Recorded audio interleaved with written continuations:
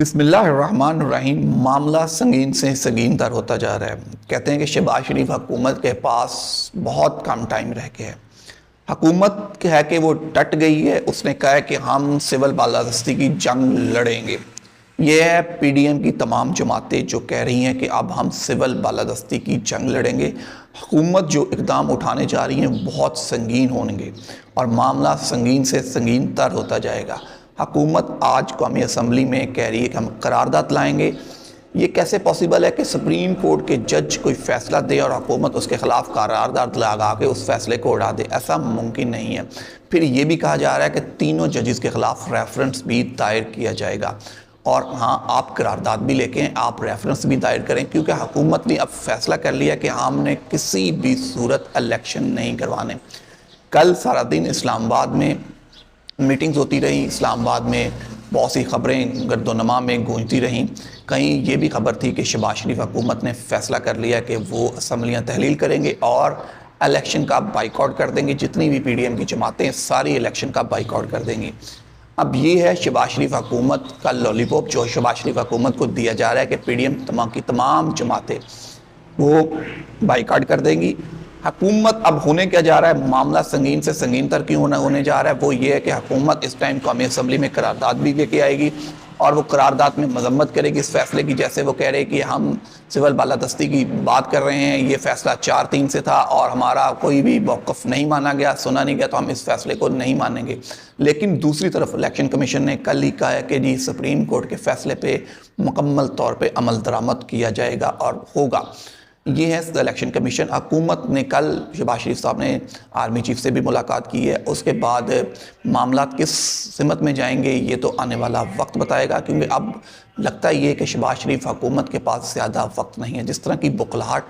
حکومت میں شروع ہو چکی ہے، حکومت کو اس جگہ پہ لانے والا کون ہے،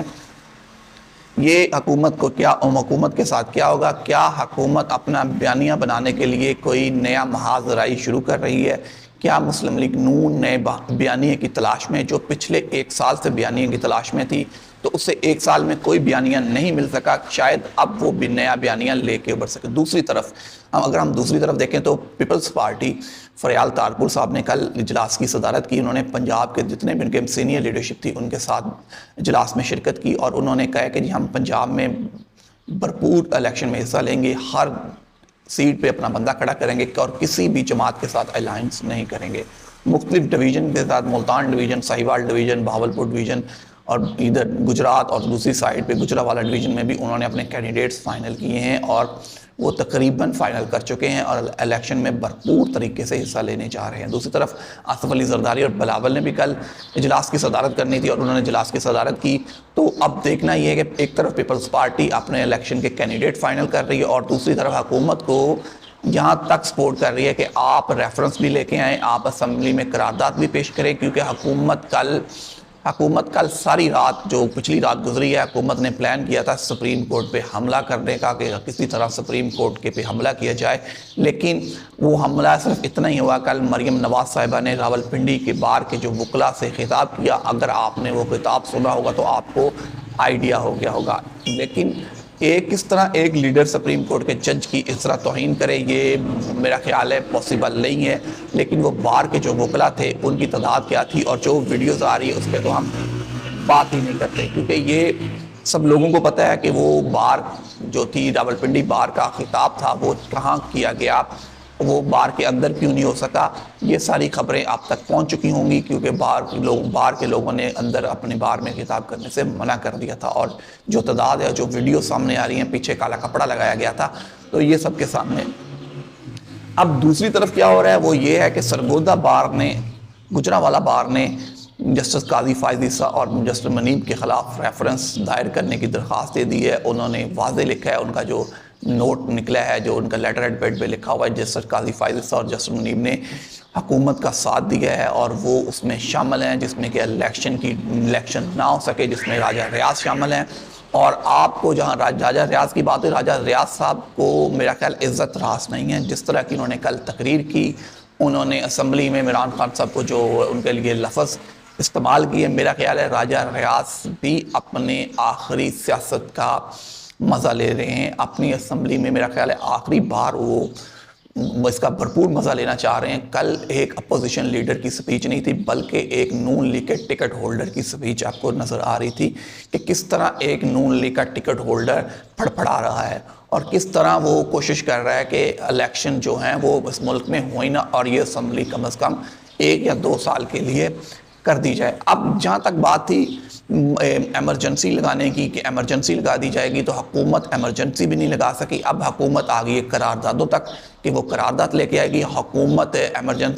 ریفرنس بھی لانا چاہ رہی ہے، ان کی خواہش ہے، لیکن حکومت کے جو سینئر موسٹ وکلا ہیں وہ انہیں واضح کر چکے ہیں کہ آپ ریفرنس دائر نہ کریں، یہ آپ کے خلاف الٹا چل پڑے گا۔ لیکن چند جو نئے ان کے بغل بچے اور نئے لوگ ہیں وہ اس چیز پہ بازد ہیں کہ چیف جسٹس کے خلاف ریفرنس لایا جائے۔ یہ ریفرنس جب آئے گا تو یہ ریفرنس فوری اٹھ جائے گا، بلکہ اس ریفرنس کے ساتھ جو گجرانوالہ بار کا ریفرنس آ رہا ہے قاضی فائز عیسیٰ اور قاضی منی پہ، تو یہ دیکھنا ہوگا کہ کون سے ریفرنس میں جان ڈلتی ہے۔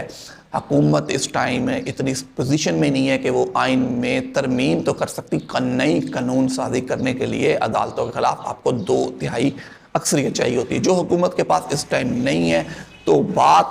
سمپل ہے کہ شہباز شریف حکومت کے پاس وقت بہت تھوڑا ہے۔ کچھ لوگ تو کہتے ہیں کہ 114 یا 116 گھنٹے حکومت کے پاس باقی ہیں، اور اندر کی خبر یہ بھی ہے،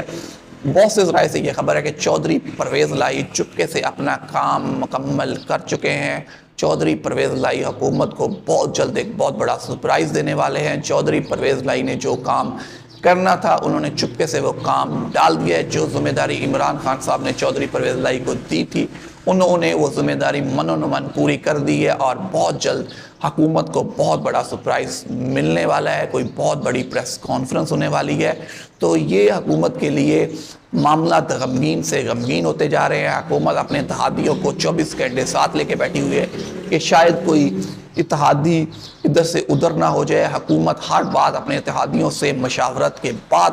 کر رہی ہے، کہ مطلب چھوٹی سے چھوٹی بات کہ ہمیں اسمبلی میں قرارداد لانی چاہیے، آپ لوگ اس پہ متفق ہیں، ہمیں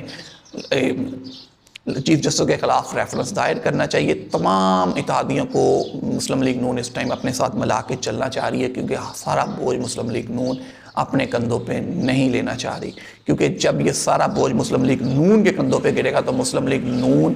کے لیے پھر اٹھنا، پھر سروائیو کرنا بہت مشکل ہوتا جائے گا، کیونکہ پاکستان کی سب سے بڑی جماعت اب صرف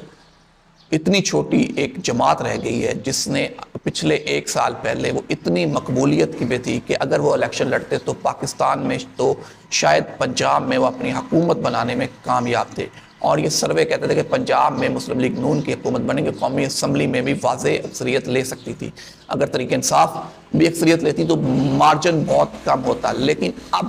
حالت یہ ہے کہ نون لیگ پچھلے سال، اگر آپ اسی اپریل کی بات کریں، ان دنوں میں جو مقبولیت کے بلند سطح پہ تھی، آج وہ انتہائی نچلے درجے پہ ہے، اور وہ الیکشن سے راہ اختیار کر چکی ہے۔ کسی بھی صورت پہ حکومت پی ڈی ایم کی جماعتیں کسی بھی صورت میں الیکشن میں نہیں جانا چاہ رہی۔ اگر وہ ابھی الیکشن میں نہیں جانا چاہ رہی تو یہی حال اکتوبر میں بھی ہوگا۔ کوئی اللہ دین کا چراغ نہیں ہے کہ جو جلے گا اور اکتوبر میں حالات ایسے ہو جائیں گے، دودھ کی نہریں بہہ جائیں گی، تو یہ پاسبل نہیں ہے۔ تو مسلم لیگ نون اکتوبر میں بھی الیکشن میں نہیں جائے گی، اگر اب نہیں تو پھر کبھی نہیں۔ یہ مارجن مانگ رہے ہیں 1 سال 1.5 سال کا، تاکہ پی ٹی آئی کو نقصان ہو سکے۔ کل عمران خان صاحب نے بھی ویڈیو لنکس کے ذریعے کوئی 80-82 شہروں کے ساتھ خطاب کیا، کوئی پاکستان میں 100 سکرینیں لگی ہوئی تھیں کہ اگر پیمرا نے عمران خان صاحب کی سپیچ پہ پابندی لگائی تو انہوں نے اس پورے ملک میں ایک نیا کلچر ٹرینڈ دیا ہے، جہاں پہ مختلف شہروں میں بہت بڑی تعداد میں لوگ جمع ہوئے، انہوں نے عدالتوں کے ساتھ اظہار یکجہتی کی۔ اب عمران خان صاحب نے جو سب سے بڑا کام کیا وہ آپ یہ دیکھیں گا، مختلف جگہ پہ مختلف لوگ بات کرتے ہیں، مطلب یوٹیوبرز، سوشل میڈیا پہ لوگوں کے انٹرویوز لیتے ہیں، تو آپ کبھی ان لوگوں سے بات کریں، ان لوگوں کی بات سنیں تو آپ کو پتہ چلے گا پاکستان میں کس طرح کی تبدیلی